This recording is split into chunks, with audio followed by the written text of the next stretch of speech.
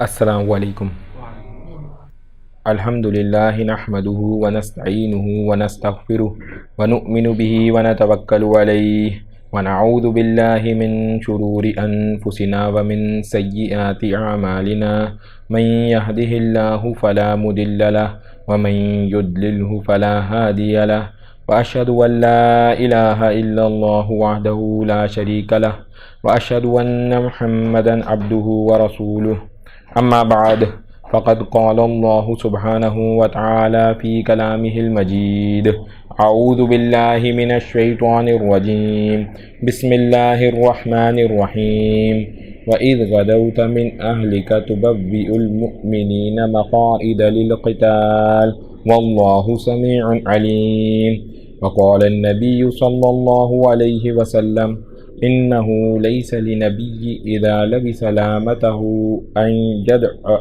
أن يدعها حتى يقاتل آمنت بالله صدق الله العلي العظيم وصدق رسوله النبي الكريم۔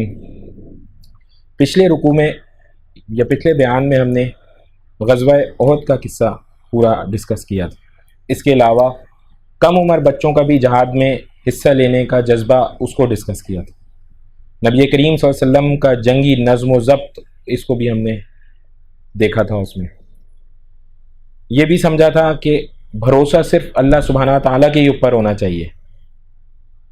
دور حاضر اور مسجد اقصیٰ کی حالت کے اوپر بھی بات ہوئی تھی، اور آخر میں اعتکاف کی اہمیت اور فضیلت پہ بات ہوئی تھی۔ آج انشاءاللہ اسی رکوع کو اور آگے لے کر کے چلیں گے۔ تو پہلے انشاءاللہ یہ کوئی 5 آیات ہیں، ایک ساتھ آپ کے سامنے اس کا ترجمہ انشاءاللہ پیش کریں گے اور پھر اس کو انشاءاللہ ڈسکس کریں گے۔ سورہ آل عمران آیت نمبر 123۔ اللہ سبحانہ تعالیٰ نے تو جنگ بدر کے موقع پر ایسی حالت میں تمہاری مدد کی تھی جب تم بالکل بے ساز و سامان تھے، لہٰذا اللہ سبحانہ تعالیٰ سے ڈرتے رہو تاکہ تم شکر گزار بن سکو۔ جب بدر کی جنگ میں آپ مومنوں سے کہہ رہے تھے کہ کیا تمہارے لیے یہ بات کافی نہیں ہے کہ تمہارے پروردگار 3000 فرشتے اتار کر تمہاری مدد کو بھیج دیں؟ بلکہ اگر تم صبر کرو اور تقوی اختیار کرو اور وہ تم پر ایک دم سے آ پہنچیں تو تمہارے پروردگار 5000 فرشتے تمہاری مدد کو بھیج دیں گے جو خاص نشان والے ہوں گے۔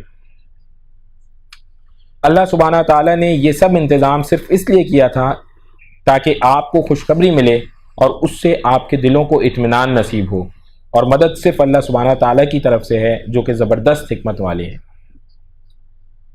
اور یہ مدد اللہ سبحانہ تعالیٰ نے اس لیے کی ہے تاکہ جن لوگوں نے کفر اختیار کیا ہے ان کے ایک حصے کو کاٹ دیں یا ان کو واپسی یا ان کو ایسی ذلت آمیز شکست دیں کہ وہ نامراد ہو کر واپس چلے جائیں۔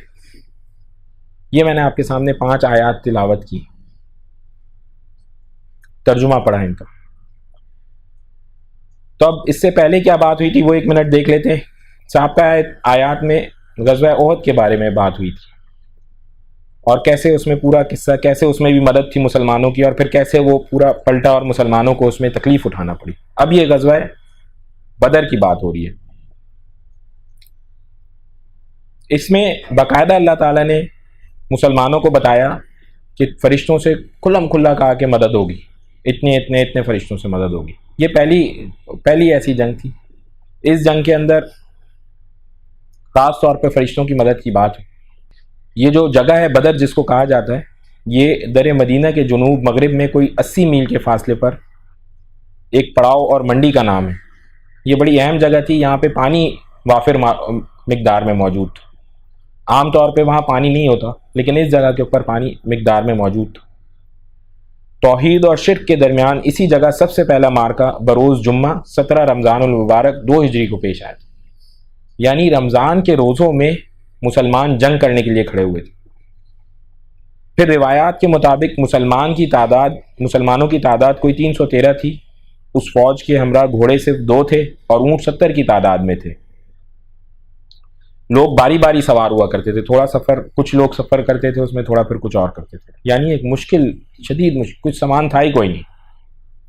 اس کے مقابلے میں جو کفار کی فوج تھی تو ہزاروں کی تعداد میں تھی، اور ایک نہیں دیگر اور قبیلے بھی ساتھ تھے جو کہ جنگ کے لیے اس موقع کے اوپر پہنچے ہوئے تھے۔ ان کو پورا پکا یقین تھا کہ آج ہم واضح طور پہ فتح یاب ہوں گے، ان کو ہرائیں گے۔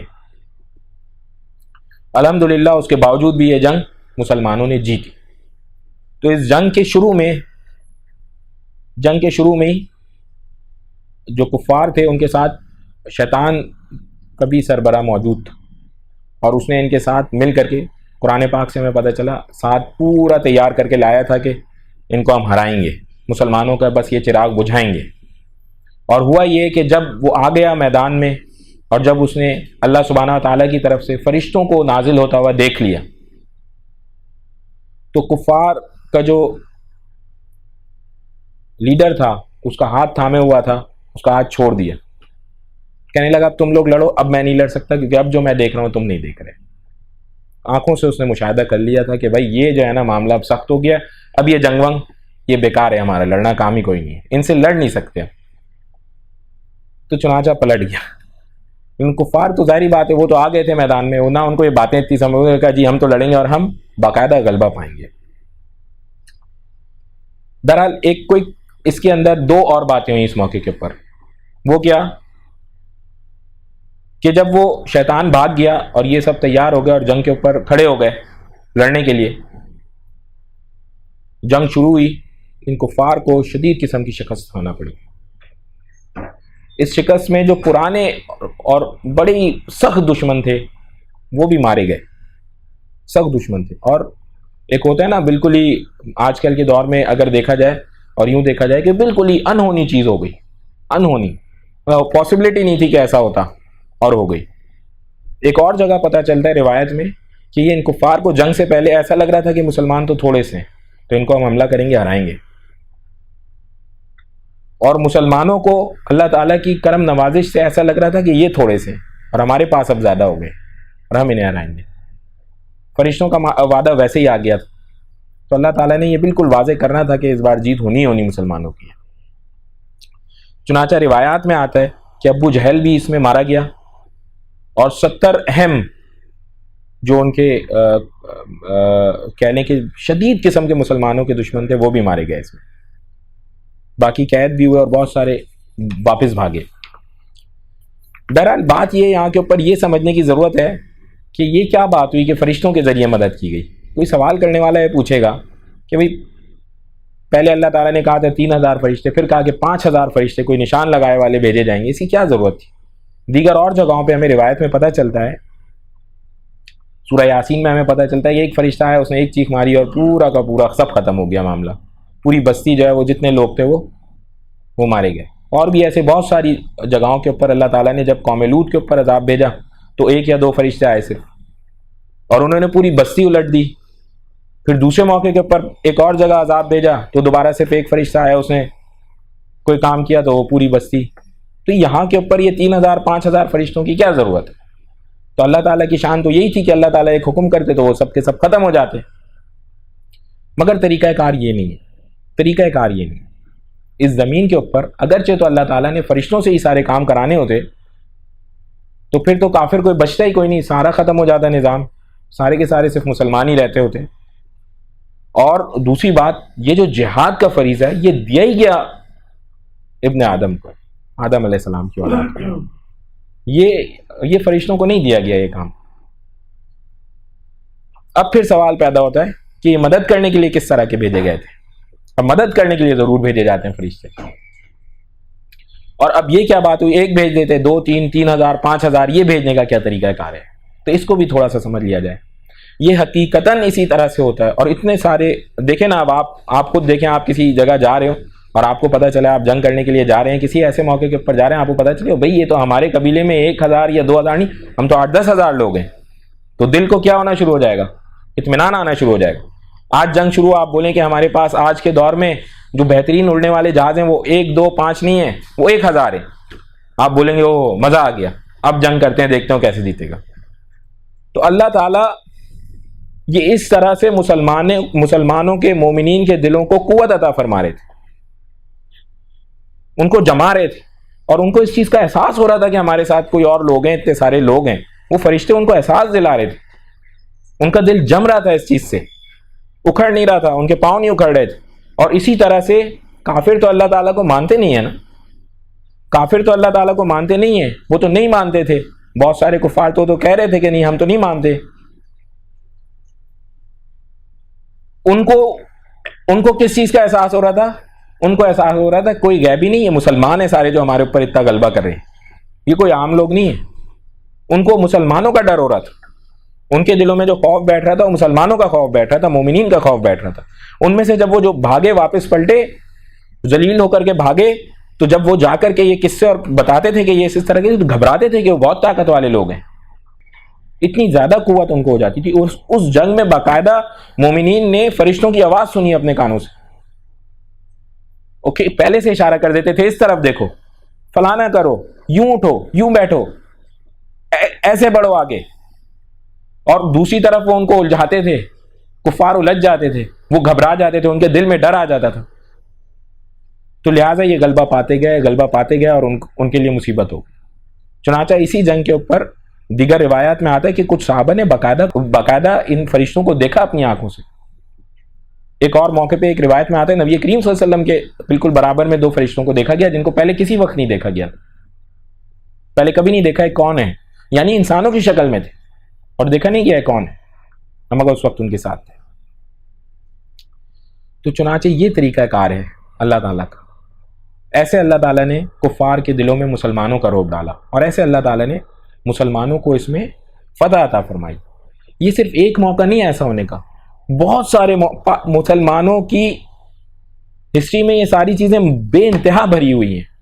چنانچہ حضرت خالد بن ولید رضی اللہ عنہ کے بارے میں آتا ہے کہ 60 مومنین سے انہوں نے 6000 کے لشکر کو شکست دی، 6000 کے لشکر کو 60 نے شکست دی، اور وہ کہتے ہیں کہ بس ہم گھستے تھے تو وہ خود بخود تتر بتر ہوتے چلے جاتے تھے۔ تو ان سے باقاعدہ ان سے جب بھی پوچھا جاتا ہے وہ کہتے ہیں کہ جنگیں کبھی تعداد سے نہیں جیتی جاتی، اللہ کی مدد سے جیتی جاتی اور اللہ کی ناراضگی سے ہاری جاتی۔ چنانچہ حال ہی میں دیکھیں تو جب 1965 کی جنگ ہوئی تو جو ہم کچھ ہی دیر میں جو ہم نے بہت سارے ان کے جہاز گرائے، تو غالباً ایم ایم عالم صاحب کا انٹرویو ہے، اس میں انہوں نے باقاعدہ یہ کہا کہ مجھے نہیں پتا کہ ایک تھوڑی سی دیر کے لیے میں جب آسمان میں تھا میں نے چمک دیکھی، اور میں نے کچھ ہی دیر میں وہ سارے کے سارے ایک ہی منٹ کے اندر 5 کے قریب انہوں نے جہاز ان کے گرا دیے، جس کی وجہ سے ان کے پاؤں بالکل لڑکھڑا گئے۔ اور اس سے آگے دیکھیں ابھی ریسنٹلی جو پاکستان کا اور انڈیا کا ایک مارکا ہوا، دن دہاڑے روشنی میں جا کر کے ان کے آپ نے نقصان پہنچایا، ان کا پائلٹ آ کر کے ادھر گر گیا، وہ پکڑایا گیا۔ ان کو پتہ بھی تھا کہ یہ حملہ کرنے والے، پہلے سے ان کو پتہ تھا، یہ اللہ تعالیٰ کی مدد کے بغیر ایسے کام نہیں ہوتے۔ اس کو کیا بے وقوفی ہو گئی تھی کہ وہ سرحد پار کر کے اس طرف آ گیا اور آ کے یہاں پہ گرا، گر کے زندہ بھی بچ گیا اور پکڑایا بھی گیا۔ اب کوئی کہنے والا تو کہے گا یہ کو انسیڈنس ہو گیا، تکا ہو گیا، تو کوئی انسیڈنس نہیں ہے بھائی، اللہ کی مدد ہے، اس کو مان جایا کریں کہ اللہ کی مدد ہے۔ وہ بہت سارے لوگوں کی دعائیں ہوتی ہیں، پھر وہ ساتھ آگے کھڑے ہو جاتے ہیں۔ تو چنانچہ پہلے جب جنگیں اس طرح ہوا کرتی تھیں تو جو بزرگ ہوا کرتے تھے اور نیک صالح ہوا کرتے تھے ان سے خصوصی طور پہ دعا کرائی جاتی تھی، اور اللہ تعالیٰ نے کہہ دیا بدر والے چاہے جو بھی کریں وہ جنت الفردوس میں رہیں گے، تو لہٰذا ان کو چھوڑ دو۔ یعنی جنگ بدر میں حصہ لینے کی وجہ سے یہ کتنا بڑا گناہ ہو سکتا تھا، وہ بھی ایسے معاف کیا، اور یہ حق بول رہے تھے، سچ بول رہے تھے، یہی وجہ تھی اور کوئی وجہ نہیں تھی۔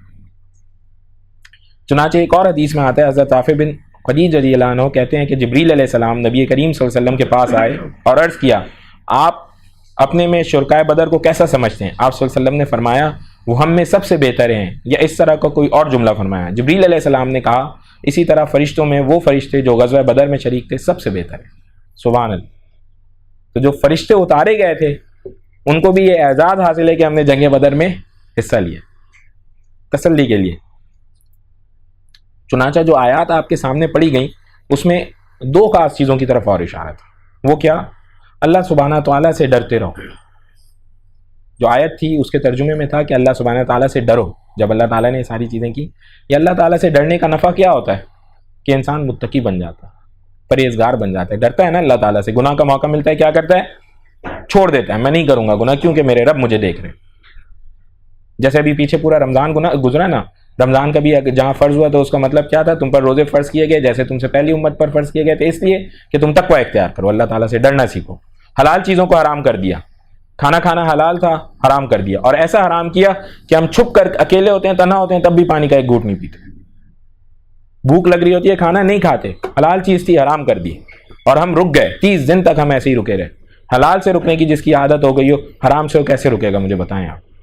اللہ تعالیٰ نے پوری ٹریننگ کیا ہمیں۔ وقت مقصد تقوی اختیار کرو، اللہ سے ڈرنے والے بن جاؤ۔ جیسے ہی اللہ سے ڈرنے والے بن جاؤ گے، اللہ تعالیٰ کی مدد حاصل کرنے والوں میں شامل ہو جاؤ گے۔ چھوٹے چھوٹے گناہوں کو بالکل چھوڑ دو، ان کو واقعی برا سمجھو۔ جس موقع پہ اللہ تعالیٰ چاہتے ہیں کہ تم موجود ہو، جاؤ اس موقع پہ کھڑے ہو جاؤ۔ جس پر چاہتے ہیں کہ تم اس سے ہٹ جاؤ، جاؤ اس سے ہٹ جاؤ، اس موقع پہ نہیں پہنچنا۔ تم پکا اللہ تعالیٰ سے ڈرنے والوں میں شامل ہو جاؤ گے۔ تو اللہ تعالیٰ کا یہ حکم ہے، اور ایک جگہ نہیں، جگہ جگہ ہے۔ ہم دیکھیں آج اس دور میں کہ ہم کون کون سے موقع کے اوپر ایسے کام کرتے ہیں جس سے اللہ تعالیٰ ہم سے ناراض ہوتے ہیں۔ الٹی سیدھی چیزیں دیکھنا، نامحرموں کو ٹی وی، موبائل اور دیگر جگہوں کے اوپر دیکھنا، اس سے اللہ تعالیٰ ہم سے ناراض ہوتے ہیں۔ دیکھنا چھوڑ دیں اور گناہ کو گناہ سمجھنا شروع کر دیں، توفیق عطا فرما دیں گے چھوڑنے کی۔ اور جہاں موجود رکھنا چاہتے ہیں وہاں موجود ہو جائیں۔ نماز کے اوپر ہم مردوں کو جماعت سے فرض کی گئی نماز، پہنچ جائیں، کھڑے ہو جائیں، بولے اللہ آپ کا حکم ہے، پورا کروں گا۔ اور پھر دیکھیں اللہ تعالیٰ کی مدد، کسی حال میں آپ کو تنہا نہیں چھوڑیں گے انشاءاللہ، کسی موقع پہ تنہا نہیں چھوڑیں گے۔ چنانچہ دوسری چیز جو ہمیں پتہ چلی وہ کیا؟ مدد صرف اللہ سبحانہ تعالیٰ کی طرف سے ہے، جو کہ زبردست حکمت والے۔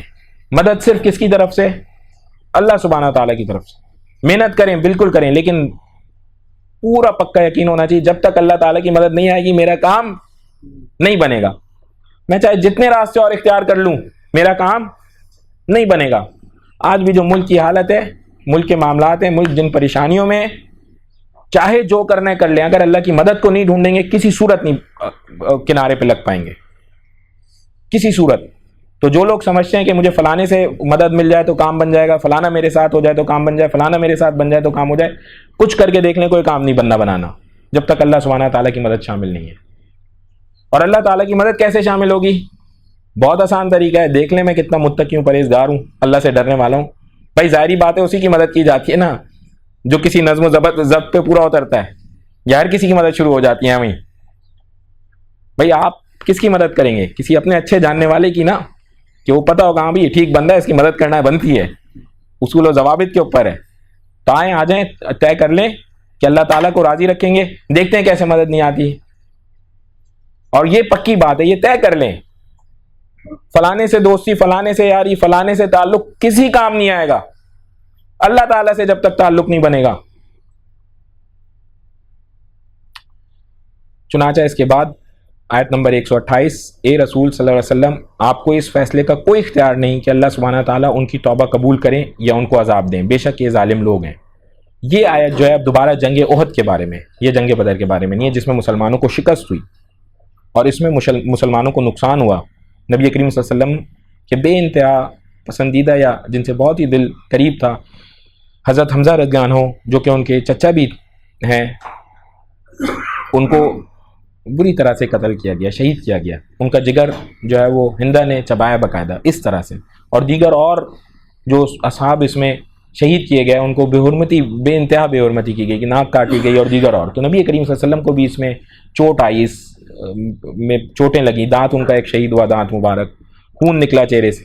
تو بے انتہا غمزدہ تھے اس شکست کے اوپر، اور جس کی وجہ سے اس میں بھی مسلمانوں کی غلطی تھی۔ اس شکست میں آپ میں سے جو لوگ اس میں حاضر نہیں تھے پچھلے بیان میں، یہ باقاعدہ یہ ڈسکس ہوا، اور اس میں ہم نے پتہ چلا کہ نبی کریم صلی اللہ علیہ وسلم کا حکم جو تھا وہ مسلمانوں نے جلد بازی میں چھوڑا، نہیں مانا، تو موقع کے اوپر جو فتح تھی وہ شکست میں تبدیل ہو گئی، اور شکست بھی پوری نہیں تھی۔ بہرحال شکر ہے اللہ کا الحمدللہ، وقتی سی شکست تھی جو کہ وہ وہاں سے ٹل پڑے۔ پھر تو اس میں پھر نبی کریم صلی اللہ علیہ وسلم نے ان کے بارے میں باقاعدہ بدعا شروع کی، ان کو برا لگا، ظاہری بات ہے، یہ عام ایک تقاضا بھی تھا کہ اتنی چوٹ آئی اور یہ ساری چیزیں ہوئی، تو اس میں انہوں نے بدعا شروع کی۔ باقاعدہ روایات میں آتا ہے کہ فجر کی نماز کے بعد بدعا کیا کرتے تھے، یا نماز کے بیچ میں بھی آتا ہے روایت میں کہ ان کے لیے بدعا کیا کرتے، فلاں فلاں فلاں جو ہے اس کے اوپر اللہ کی لعنت ہو، اس طرح کر کے۔ جو چند ہی دن انہوں نے بدعا کی، یہ آیت نازل ہو گئی کہ آپ کو حق نہیں پہنچتا، آپ کا منصب یہ نہیں ہے، آپ بدعا نہ کریں۔ اور چند ہی دنوں میں دوبارہ ایسا ہوا کہ جن کے بارے میں بدعا ہوا کرتی تھی وہ مومنین ہو گئے، مسلمان ہو گئے، اور پکے جان نثار ہو گئے نبی کریم صلی اللہ علیہ وسلم کے اوپر۔ تو ایسے اللہ تعالیٰ نے ان کو ان کے بارے میں بدعا کرنے سے منع کیا۔ چنانچہ آج بھی اس دور میں بھی اللہ تعالیٰ کے اوپر چھوڑ دینا چاہیے، اور ہاں اپنے تعلقات میں احتیاط کرنی چاہیے، ان معاملات کا اپنی اصلاح کر لینی چاہیے جس کی وجہ سے کسی سے کوئی ایسا معاملہ پیش آ گیا ہو۔